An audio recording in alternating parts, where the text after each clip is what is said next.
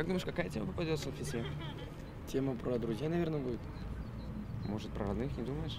Амир Хасанов – выпускник 9 класса 125-й гимназии Казани. Сегодня вместе с одноклассниками сдает свой первый основной государственный экзамен – татарский язык.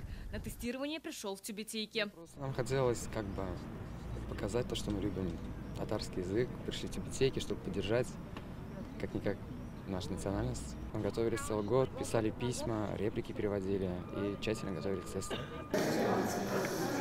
Сюмбель Гилязова хочет стать татарским журналистом, поэтому и выбрала ОГЭ по родному языку. На экзамен идет со всем необходимым. В руках паспорт, вода и ручки. На лице улыбка. В своих знаниях школьница уверена на все 100. Подготовка идет хорошо и достаточно легко, потому что я хорошо знаю татарский язык и участвую в театральной студии. Татарский язык сложный, но любить его нужно, знать его обязательно нужно.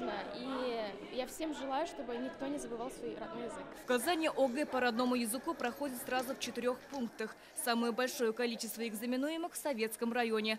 180-я гимназия сегодня собрала 232 школьника. Ребята, не переживайте, у вас будет достаточно времени. ОГЭ по родному языку выбрали 2502 ученика. Это в 2 раза больше по сравнению с прошлым годом. Экзамен проходит по татарскому, удмуртскому, чувашскому и марийскому языкам. Самым популярным из них стал татарский. Его выбрали 2362 школьника. Больше всего детей ОГЭ по родному языку пишут в Азнакаевском, Пестричинском, Кукмарском, Сармановском и Агрызском районах. Если в прошлом году ни один из наших учеников не выбрал ОГЭ по татарскому языку, в этом их целых 7. Это половина моего класса. Я считаю, что интерес сейчас у молодых растет к родным языкам. В этом есть и наша заслуга, конечно. То, что дети выбирают родные языки, и количество этих детей увеличивается с каждым годом, только говорит о самом серьезном отношении к изучению и развитию родных языков, к отношению к родным языкам именно в нашей Республике Татарстан. Результаты экзаменов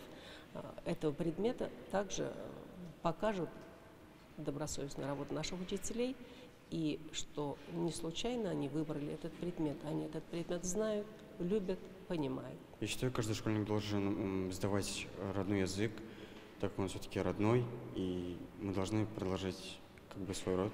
Такой самый важный экзамен, главный в моей жизни, который я считаю самый первый.